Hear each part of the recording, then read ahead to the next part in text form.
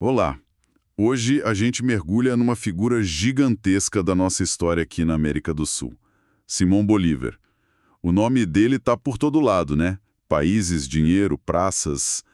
O famoso libertador. Exatamente. Um nome com um peso enorme. Pois é. Mas hoje a gente quer ir um pouco além desse título. Vamos investigar a trajetória dele e principalmente aquele projeto super ambicioso, né? A Gran Colômbia, que acabou não dando certo. Isso. A ideia é, com base no que a história nos conta, entender um pouco quem era esse Bolívar antes do mito e como surgiu e, bom, como se desfez esse sonho de unir um pedaço do continente. E o que ficou disso tudo, né? Perfeito. Então, para começar, de onde ele veio? Qual era o contexto dele? Bom, o Bolívar nasceu em Caracas, lá em 1783. Aquilo era o vice-reino de Nova Granada ainda.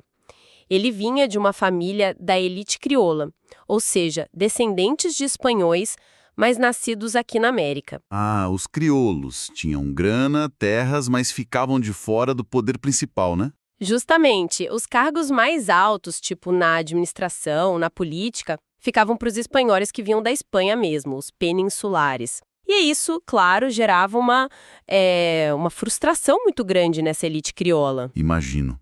E a educação dele? Privilegiada, certo?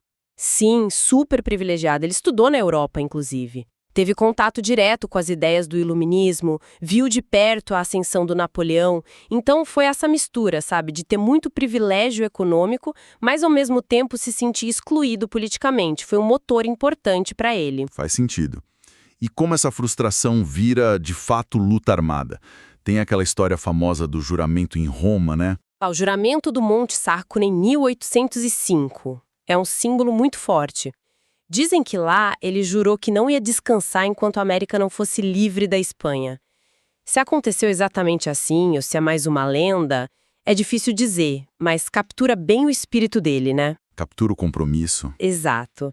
E o momento ajudou muito.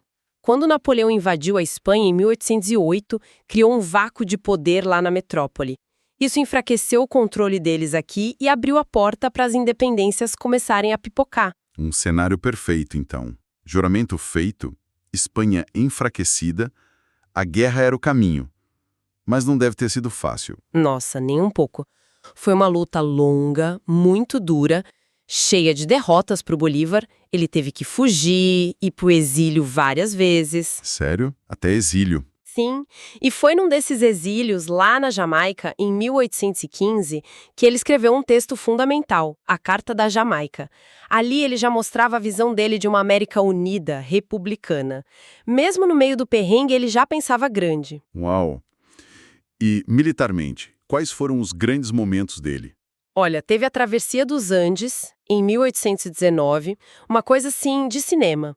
Imagina cruzar aquelas montanhas geladas com o exército para pegar os espanhóis de surpresa. Foi genial e super ousado. Nossa! E funcionou? Funcionou. Levou a vitória na Batalha de Boyacá, que garantiu a independência da Colômbia atual. Depois teve Carabobo, em 1821, crucial para a Venezuela. Ele era um estrategista militar notável, sem dúvida. E aí, nesse ritmo de vitórias, surge a Gran Colômbia. Qual era a ideia por trás? Isso, nasceu ali no calor da luta. Foi oficializada em 1819, num congresso em Angostura. A proposta era juntar Venezuela, Nova Granada, que na época incluía o Panamá, e depois o Equador. Tudo numa república só, bem grande e forte. Forte para quê? Exatamente. Qual o objetivo? Para se impor no cenário internacional, né? Para evitar qualquer tentativa de recolonização da Europa e para ter peso nas negociações. Bolívar defendia um governo central forte, ele tinha um certo receio, sabe? Achava que as novas nações recém-saídas da colônia podiam cair na anarquia se tivesse um modelo muito liberal, muito descentralizado logo de cara. Entendi. Uma visão bem pragmática, talvez.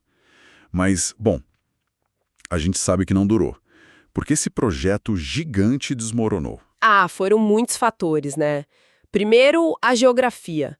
Era um território imenso, cortado pelos Andes, pela Amazônia, difícil demais de conectar, de administrar, de criar um sentimento de unidade real. A logística devia ser um pesadelo. Total. E aí veio o regionalismo. Começaram a surgir os caudilhos. Caudilhos. Quem eram? Eram líderes locais, geralmente militares, com muito poder nas suas regiões. Tipo o Páez na Venezuela, o Santander na Colômbia. Eles tinham seus próprios projetos, suas próprias bases de poder, e não estavam muito afim de obedecer a um governo central lá em Bogotá. Ah, então começou uma disputa interna de poder? Exatamente. O Santander, por exemplo, defendia um modelo mais federalista, com mais autonomia para as regiões. Bateu de frente com o centralismo do Bolívar. E a economia, como ficava no meio disso tudo? Arrasada. Anos e anos de guerra destruíram tudo. Não tinha infraestrutura, o comércio era difícil e a dívida era enorme. Um cenário bem complicado. Geografia, política, economia. Sim. E para tentar salvar a União, o Bolívar chegou a assumir poderes de ditador em 1828, só que isso acabou piorando as coisas, afastou ainda mais os opositores. Foi meio que o começo do fim. Que irônico. A tentativa de salvar acabou afundando. E o fim, como foi? A Gran Colômbia começou a rachar de vez em 1829. Em 1831 já era. Venezuela e Equador seguiram seus próprios caminhos. O Bolívar, vendo o sonho desmoronar, renunciou em 1830, morreu no finalzinho daquele ano, na costa da Colômbia, doente, sem dinheiro e, dizem, muito amargurado. Nossa, triste fim para o libertador. Aquela frase dele, naufraguei no mar, parece resumir bem isso, né? Perfeitamente. Um sentimento de esforço gigantesco que, pelo menos na questão da unidade territorial, não deu o resultado que ele esperava. E hoje, qual o saldo disso tudo? Como ele é visto? Ainda gera debate? Ah, com certeza. O legado é duplo, complexo. Por um lado, ele é o herói máximo da independência, em vários países, o pai da pátria. A ideia dele de união ainda inspira muita gente. O símbolo da libertação. Isso. Mas, por outro lado, tem a questão do autoritarismo. Aquela preferência dele por um poder central forte, os momentos de ditadura. Isso gera críticas. Tem gente que o vê como alguém que não confiava muito na capacidade do povo de se governar. Então, fica essa tensão. Foi um idealista ou um pragmático autoritário? Ou os dois? Uma figura complexa, sem dúvida.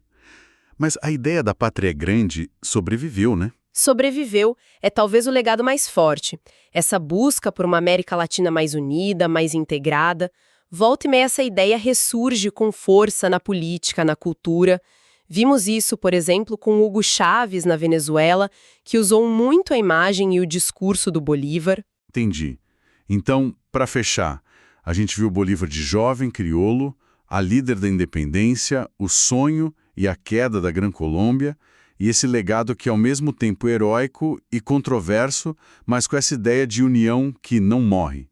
Exato. E fica uma pergunta no ar, né? Pensando nos problemas que derrubaram a Gran Colômbia, geografia, divisões políticas, economia frágil, o quanto esses mesmos desafios, ou ecos deles, ainda atrapalham a integração da América Latina hoje? Ou será que, de alguma forma, eles até incentivam a buscar novas formas de cooperação, justamente por serem tão difíceis? É algo para a gente pensar.